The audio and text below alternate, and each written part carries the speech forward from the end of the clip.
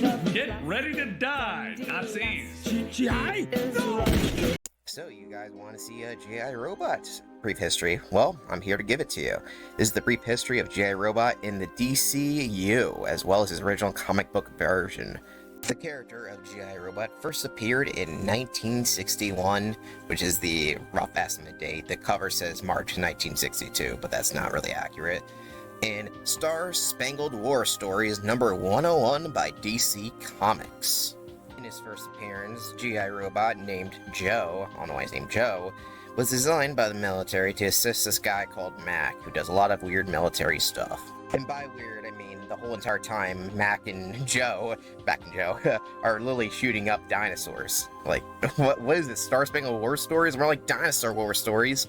Didn't expect this from this series of comics, especially since in the DCU he's a Nazi World War II fighter, but here he's fighting dinosaurs, not exactly Nazis. They're fighting off many dinosaurs. Mac and Joe become good allies, and Mac really gains Joe's trust. We'll just say that.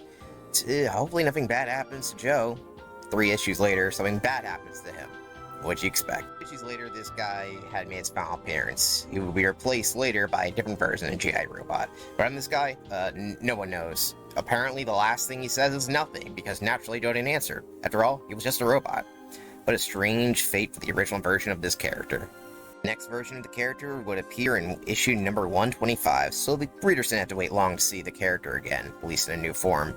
And once again, they're battling dinosaurs. I don't know why these war stories have so many dinosaurs involved. Was it a trend at the time? I don't know. The second version of this character is known as Mac, which is confusing since the other army guy was also called Mac. But yeah, this guy's called Mac, but most people just call him G.I. Robot. This one actually was designed to fight in World War II, and much like the original version, the commanding officer he's with does not trust him. Though, much like the original version, he is still fighting dinosaurs. So no Nazi killing yet. And he will not be doing that because in this issue, he sacrificed himself to kill a dinosaur. That's tough war, isn't it? Killing dinosaurs. Jeez Louise.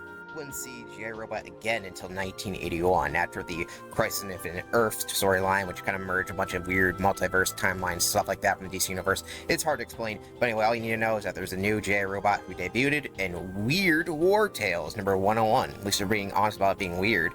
Also funny that this issue is 101, because the other Star Spangled War Stories was also 101. Very interesting. This new version of the character is known as JAKE number 1, or Jake number 1, which actually stands for Jungle Automatic Killer Experimental number 1, or, well, G.I. Robot. So yeah, G.I. Robot's now shooting up people in World War II, but this is not what he usually does kill in the DC universe, or the, the movie universe, because this is Imperial Japan, if you couldn't guess by the jungle aspect of his name, so he's not killing Nazis. He's not, that version of the character won't be happy right now. This version of the character wouldn't last very long, as 10 issues later would see his death in Weird War Tales number 111. So while this version of G.I. Robot did serve longer and did actually help out the humans, even the creature commandos, and even though a robot uprising tried to reprogram him, he could not fight off his original source code, which is help save the war effort. So he sacrificed himself by stopping this weird robot invasion, and that's why this version of Jake, or G.I. Robot, is dead. Though Jake 2 comes back, literally right afterwards, because literally you can see right down the bottom of the screen, watch out for Jake 2. Not much to say about Jake 2. He's kind of the same as Jake 1, except he's got number 2 on his helmet, which we'll see later in the Creature Commando show. This guy apparently served throughout the entirety of World War II, but then got decommissioned in 1945. But apparently he did help out during the Final Crisis, at least in the background. So yeah, that's it for this version of the character. Current version of the character is still around, apparently, though his origin is slightly different. He was created by the Japanese in World War II, well, a prisoner, and his name Jake means something completely different, but then he was reprogrammed and he helps out the Creature Commandos from time to time, which is probably why I was in the Creatures Commando show, because there is a little bit of tie-in with that group in the comics. So yeah, G.I. Robot really doesn't have a lot going for him. Just a robot that fought during World War II. Kind of interesting design and concept, but not really utilized that much in the DC universe.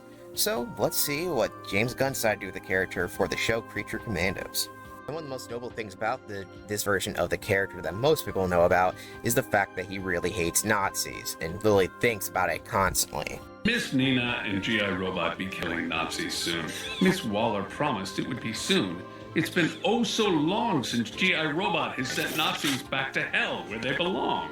It's one of the most notable qualities in the show. However, in the comics we discussed, he always fought in the Japanese side of the war, and even sometimes Lily was made by the Japanese, and Lily had no interaction with Nazis.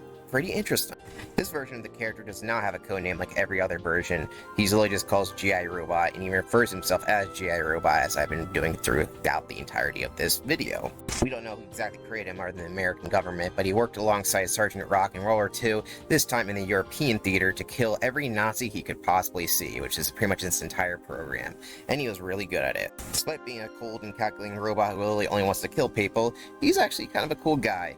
He has kind of a unique personality, and he's pretty charming, but, you know, some people don't get that, especially if they're a Nazi. He really did appreciate his World War II war buddies. He liked them a lot. After the war, the government had no use for the GI robot, especially since all he seemed to be caring about is like killing Nazis, so he was sent to a research facility, where a scientist studied his design as well as his personality and even his psyche to see how the hell this thing even worked. But they decided that they were going to keep this guy in storage for a while since they really had no use for it, since there's really no war going on. And somehow this piece of government equipment really got out of hand because somehow they got up in an antique shop and it was able to buy by some war memorabilia collector who really seems to really like G.I. Robot. I mean, who wouldn't want a World War II robot that killed people or Nazis? Well, I'll tell you who wouldn't want that. A neo-Nazi.